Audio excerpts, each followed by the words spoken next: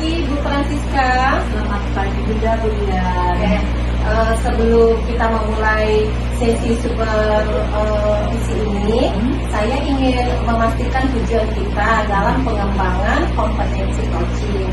Nah, dari kompetensi ini seperti presence, mendengarkan aktif, dan mengajukan pertanyaan berbobot, mana kiranya yang menurut Ibu ingin lebih dikembangkan dalam sesi coaching hari ini? Oke Bu, di sini di sesi coaching ini yang ingin saya tingkatkan, yang perlu saya lebih meningkatkan lagi, yaitu kemampuan di dalam mengajukan pertanyaan yang berbobot, di mana agar percakapan coaching saya ini lebih bisa mendalam dan lebih efektif.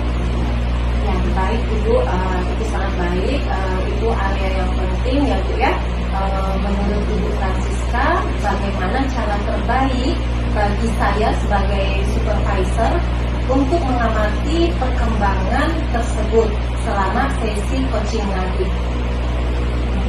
Ini kemudian mungkin bisa lebih fokusnya nanti pada bagian di mana saya memulai percakapan saya, apakah pada saat itu saya berhasil mengarahkan coach saya untuk membuka diri dengan permasalahan yang dihadapinya, dan juga nanti saya minta kepada dia perhatikan apakah pertanyaan yang saya sampaikan sudah bisa untuk memancing refleksi dan solusi dari coach saya. Ya, tentu saja menurut Ibu Francisca, sejauh mana kemampuan Ibu saat ini dalam mengajukan pertanyaan berbobot? Adakah area spesifik yang terasa lebih sulit? Di sini saya merasa cukup baik, yaitu di dalam menggali permasalahan psikoji. Tapi di sini juga saya terkadang kesulitan untuk mengajukan pertanyaan tersebut yang bisa untuk memancing mereka supaya lebih reflektif dan lebih menemukan solusi dengan diri sendiri. Baik Ibu, jadi kita akan fokus pada itu ya Bu ya. Sekarang apa harapan utama Ibu dari observasi ini? Pasti saya di sini berharap mendapatkan umpan balik yang konkret. Yang konkret itu ya bagaimana meningkatkan kemampuan saya di dalam bertanya secara lebih terstruktur dan lebih gampang. Baik Ibu, mari kita mulai sesi observasi ini. Saya akan akan mencatat poin-poin penting terkait pengembangan Ibu. Terima kasih Bu Dian. Selamat siang Bu Dian. Selamat siang Bu Francisca. Maaf ya Bu Diannya, saya mengganggu waktu itu. Mungkin saya bisa mengajak Bu Dian untuk ngobrol sebentar gitu. Bisa Bu. Kebetulan saya lagi kosong nih Bu ya. Kira-kira apa nih Bu yang mau Ibu bicarakan? Begini Bu Dian, di sini saya merasa ada satu kebingungan. Kebingungan apa Ibu? Masalahnya di sekolah saya itu ada salah satu anak yang kadang tidak mau masuk dalam pembelajaran saya Bu Dian. Oh, jadi permasalahan yang sedang Ibu Francisca hadapi ini ada satu orang siswa ya Bu ya, yang tidak mau mengikuti kelas Ibu kan? Betul Bu Dian. Di sini siswa ini tidak mau masuk dalam mengikuti pembelajaran di kelas, di mana anak ini susah untuk kita ajak berkomunikasi dengan menggunakan bahasa Indonesia. Karena kayaknya sepertinya anak ini kurang memahami untuk bahasa Indonesia itu, sepertinya dia tidak respon, tidak ngerti apa yang diomongkan oleh kita sebagai guru. Sehari-hari anak itu berbicaranya bahasa apa Ibu? Bahasa Tionghoa. Oh, bahasa ya Bu ya. Nah, sejauh ini apa yang sudah Ibu lakukan untuk anak itu biar bisa mau mengikuti kelas Ibu? Untuk sejauh ini yang pertama saya lakukan kemarin, saya menyampaikan kepada guru kelas mengapa anak tersebut susah untuk kita ajak untuk berbicara, berkomunikasi. Sepertinya pemahamannya untuk berbicara itu sulit untuk mengerti bahasa yang kita sampaikan. Saya omongkan ini kepada wali kelasnya kemarin ya Bu ya. Oke. Nah Ibu, dari percakapan kita ini apa sebenarnya yang ingin Ibu harapkan? Yang saya harapkan dari obrolan kita saat ini, apalagi tidak saya punya solusi untuk membuat suatu perubahan kepada anak tersebut, supaya anak tersebut mungkin bisa mengikuti pembelajaran saya, bisa memahami bahasa yang saya pakai, saya gunakan. Karena kan di sini perantara kita itu kan menggunakan bahasa Indonesia. Oke, dari apa yang disampaikan oleh Ibu Francisca tadi, yaitu Ibu ingin ada perubahan dari anak, sehingga anak itu selalu hadir dan bisa menggunakan bahasa Indonesia ya Bu ya. Oke, dapat dikatakan itu adalah kondisi ideal ya Bu ya. Nah sekarang berada di level berapa siswa Ibu? Untuk saat ini mungkin masih boleh dikatakan baru separuh lah ya Bu ya, paling baru sampai di level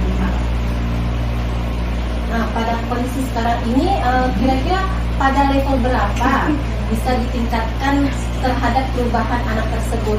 Maunya saya sih biar ada peningkatan, saya maunya paling tidak ke level 7 yang tersebut membuat suatu perubahan yang lebih baik agar nanti bisa menjadi solusi saya untuk depannya. Nah, jadi dari level 5 ke level 7 itu usaha apa yang akan Ibu Francisca lakukan untuk membuat perubahan terhadap anak tersebut? Sepertinya selain dari usaha saya untuk bertanya kepada guru kelas, saya mungkin di sini lebih nanti menerapkan cara perantara kali ini ya. Saya menggunakan temannya yang bisa mengerti, paham dengan bahasa Tionghoa. Jadi saya menggunakan anak ini sebagai perantara saya untuk menyampaikan apa yang saya omongkan kepada siswa ini tadi. Jadi Ibu akan mencari tahu tentang anak tersebut melalui guru kelasnya, kemudian Ibu akan meminta bantu itu istilahnya teman sejawatnya ya Bu ya. Satu kelas yang paham dengan bahasa asing. Selain itu, apakah ada cara lain Ibu yang akan Ibu lakukan? Cara lain ya itu tadi, saya selalu berkolaborasi dengan kelas, orang tua dan teman yang bisa menerjemahkan bahasa anak ini. Nah, dari semua cerita Ibu, kira-kira untuk saat ini cara apa yang akan Ibu Francisca pilih agar cepat terrealisasi? Yang mana caranya? Yang pastinya paling cepat sih sepertinya dengan menggunakan bahasa perantara. Bahasa perantara dari temannya itu ya Bu ya? Ya, dari temannya, dan kepada orang tua juga nanti saya akan meminta bantu supaya di rumah mungkin anaknya itu diajarkan menggunakan bahasa Indonesia. Jadi dengan menggunakan perantara ya Bu ya, sama berkolaborasi, istilahnya itu menjalin komunikasi bersama orang tua murid ya Bu ya? Iya. Oke. Apakah dalam pelaksanaannya Ibu perlu support atau dukungan? Kira-kira dari siapa Ibu? Sangat penting sih support itu, yang pasti itu kan dari orang tua, dari teman kita sejawat, dari wali kelasnya tadi, dari kepala sekolah juga perlu mungkin ya. Yang pasti itu dari orang tuanya. Orang tua juga kita mengharapkan supportnya supaya di rumah bisa mengajarkan anaknya untuk bahasa Indonesia ya Bu ya. Oke. Berarti Bu Francisca nanti akan berkolaborasi bersama orang tuanya, wali kelas, dan juga meminta bantuan dari rekan sejawat, maksudnya anaknya ya, teman dari anak tersebut. Ya. Oke. Nah, apakah ini kira-kira kapan Ibu akan melaksanakannya? Ini akan saya secepatnya lah, mungkin minggu ini akan saya usahakan dengan menggunakan cara yang barusan kita seperti saya omongkan tadi saya akan menggunakan dalam waktu 1 minggu ini lah. Saya coba. Oke Bu Francisca, baik sekali rencananya. Nah, dari percakapan kita ini, apa sih yang Bu Francisca dapatkan? Di sini saya merasa lebih long, rasanya apa yang menjadi pemikiran saya udah bisa saya ungkapkan, saya senang juga bisa bertukar pendapat dengan Budian. Jadi paling tidak saya punya gambaran untuk ke depan membuat perubahan terhadap anak tersebut. Syukurlah ya Bu ya, itu sudah ada gambaran untuk bagaimana mengatasi permasalahan tersebut. Oke, kalau begitu nanti saya tunggu ya Bu, bagaimana kabarnya kedepannya setelah menerapkan solusi dari Ibu sendiri sebenarnya yang menemukan solusinya tersebut. Perkembangan si anak itu bagaimana? Mungkin percakapan kita hari ini kita cukupkan sampai di sini ya Bu ya.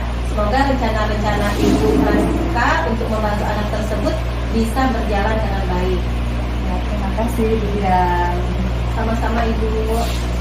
Baik, assalamualaikum warahmatullahi wabarakatuh. Selamat siang Budian. Waalaikumsalam, selamat siang, Pak Kasih. Gimana kabarnya hari ini? Sehat? Alhamdulillah. Baik. Terima kasih ya sudah menyempatkan waktu untuk ini ya. Oke, baik Budian. Saya mau tahu nih, kita mau ngobrolin apa sih soal isi hari ini? Iya nih Pak, saya lagi ada ada sebuah permasalahan. Oke. Kebetulan ini kan saya tuh kan terpanggil PPJ Milwaukee juga, alhamdulillah ya Pak ya. Iya. Cuma sekarang tuh jadinya kok khawatir, jadi ada timbul perasaan cemas Pak. Saya jadi tidak fokus dalam mengerjakan tugas-tugasnya. Oke. Kalau saya tangkap dari cemas, apa Budian cemas?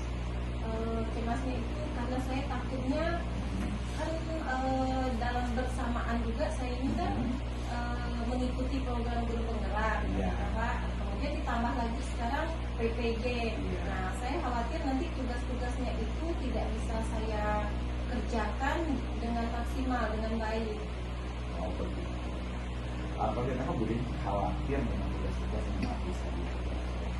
Kalau menurut Budian sendiri bagaimana Budian cara mengatasi kekhawatiran ini?